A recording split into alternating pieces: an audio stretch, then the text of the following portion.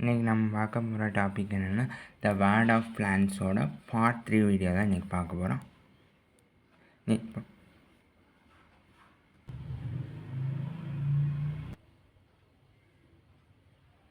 இன்றைக்கி பார்க்க போகிற டாபிக் என்னென்னா லீஃப் அண்ட் இட்ஸ் ஃபங்க்ஷன்ஸ்.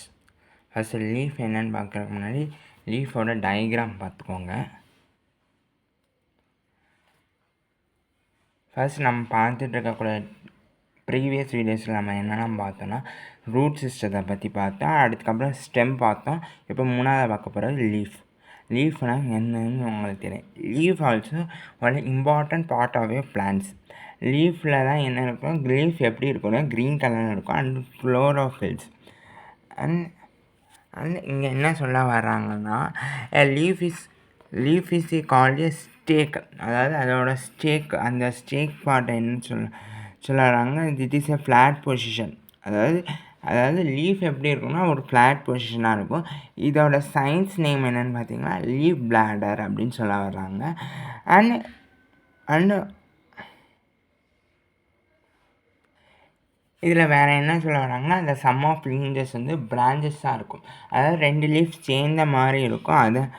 அதை பற்றியும் சொல்ல வராங்க. Some of leaf is grounded and ox. அதுக்கு எக்ஸாம்பிள்ஸும் கொடுத்துருக்காங்க. Leaf is a green colour. It is a process of colour of chlorophylls. அதாவது நிறைய குளோரோஃபில் சேர்ந்து இருக்குங்கிற மாதிரியும் சொல்ல வர்றாங்க. அதில் என்ன சொல்ல வராங்கன்னா the lower side of a leaf is a process a opening in stomach. அதாவது நம்மளோட ஸ்டொமன் அப்படின்னு சொல்ல வராங்க. இதுதான் லீஃப். அவங்களுக்கு மெயினாக லீஃப்னால் என்னென்னு தெரிஞ்சிருக்கணும். லீஃபோட கலர் அண்ட் லீஃபோட ப்ராசஸை பற்றி தான் தெரிஞ்சு வச்சுக்கணும். அதுக்கப்புறம் நம்ம அடுத்ததாக பார்க்க போகிறது என்னென்னா ஃபங்க்ஷன்ஸ் ஆஃப் லீஃப். அதாவது லீஃபோட ஃபங்க்ஷன்ஸ். லீஃப் இருக்கிறனால பிளான்ட்ஸில் என்னெல்லாம் வேலை செய்யுதுங்கிறத தான் நம்ம பார்க்க போகிறோம். அது 3 பாயிண்ட்ஸ் கொடுத்துருக்காங்க. எ green leaf is process for a photosynthesis.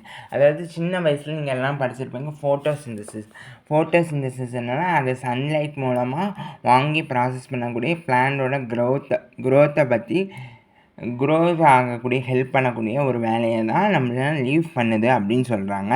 It helps to reproduction respiration.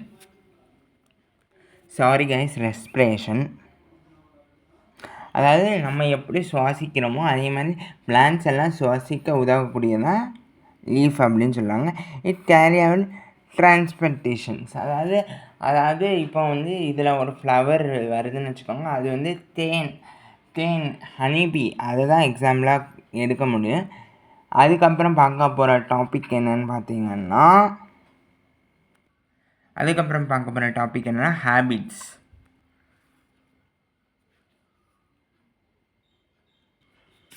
உங்களுக்கு வாட் இஸ் ஹேபிட்னு கேட்டால் என்னென்னு எழுத தெரியணும்.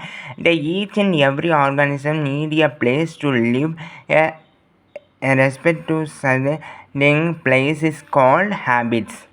அதாவது ஹேபிட்ஸ்னால் என்னென்னா ஹைலைட் பண்ணியிருக்காங்கன்னா வாட் இஸ் ஹேபிட் அப்படின்னு கேட்டால் எழுத தெரியணும். அதுதான் வாட் இஸ் ஹேபிட்.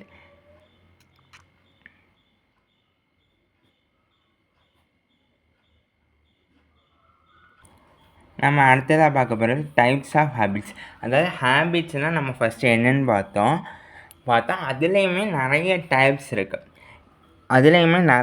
இருக்குது. எக்ஸாம்பிள் சொல்லணும்னா அக்வாட்டிக் ஹேபிட்ஸ்.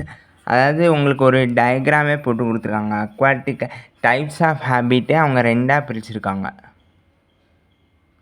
பிரிச்சுட்டு அதுக்குள்ளே உங்களுக்கு நிறைய ஹேபிட்ஸ் கொடுத்துருக்காங்க.